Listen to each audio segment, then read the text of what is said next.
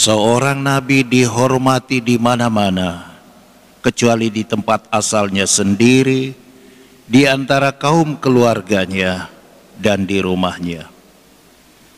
Inilah pernyataan Yesus yang mengalami penolakan oleh orang-orang di kampung halamannya sendiri, itulah di Nazaret. Dikatakan bahwa orang-orang itu semula takjub, kagum melihat penampilan Yesus yang mengajar dengan penuh hikmat, dengan penuh kuasa dan wibawa. Namun sayang bahwa itu tidak membuat mereka percaya kepadanya, melainkan justru mulai berlaku sinis, mempertanyakan asal-usul, melihat latar belakang keluarga dan lain sebagainya. Saudara-saudari, mereka terpenjara oleh nalar yang dangkal, terjerat oleh rasa yang datar dan kerdil. Mereka terjerat pula oleh perasaan curiga dan iri serta cenderung benci, melihat kenyataan bahwa dari pribadi Yusuf dan Maria yang sederhana, dari keluarga yang tak terpandang, tampillah kini di hadapan mereka seorang yang luar biasa cakap dan bijaknya, serta wibawa dan kuasa. Itulah Yesus. Dan inilah gambaran masyarakat kita kerap kali.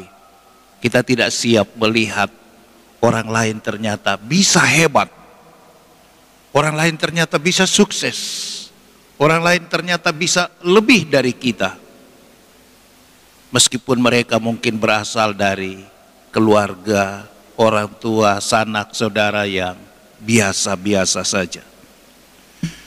Maka iri dan cemburu ditambah curiga adalah cerminan pribadi yang arogan, yang tidak siap melihat kesuksesan orang lain dan kebesaran orang yang dipandang kecil.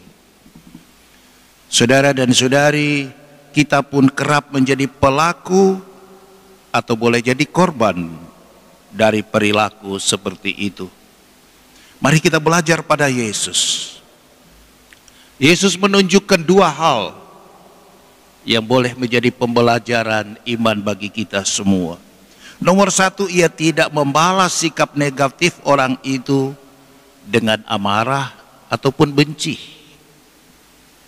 Ia tidak juga menjadi cengeng, baperan, ataupun kerap kita dengar istilah playing victim.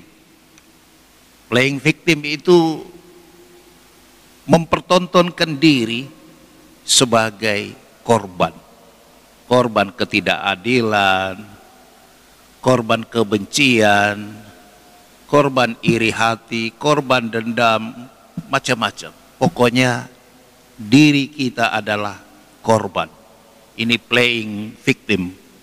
Mengekspos diri sebagai korban perilaku tak adil bahkan jahat dari orang lain. Yesus tidak menunjukkan hal-hal seperti itu.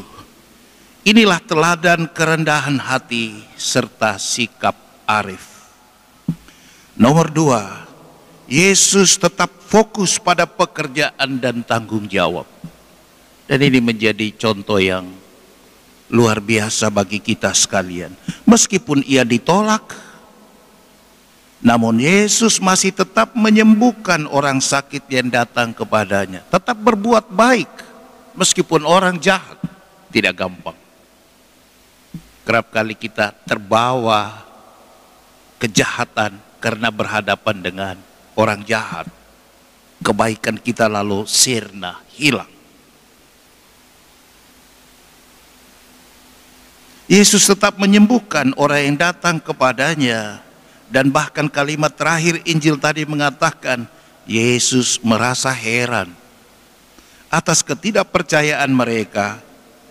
Lalu Yesus berjalan keliling dan sambil mengajar. Inilah yang saya maksudkan bahwa Yesus tetap fokus.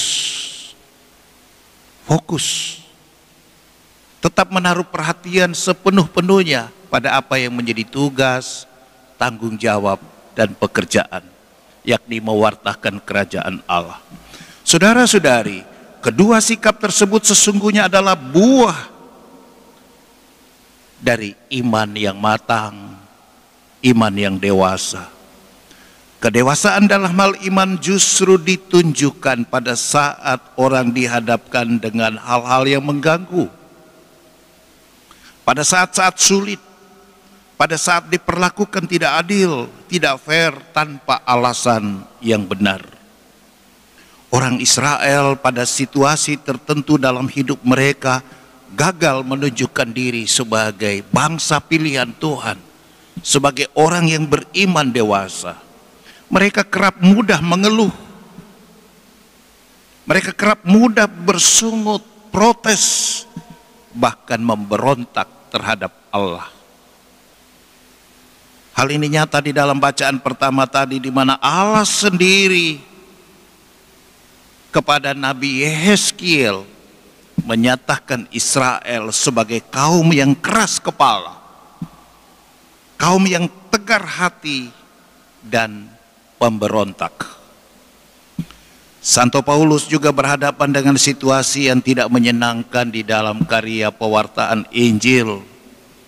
Ia menyebut itu sebagai duri di dalam daging, di mana ia mohon kepada Tuhan supaya duri dalam daging itu disingkirkan. Tapi apa jawab Tuhan?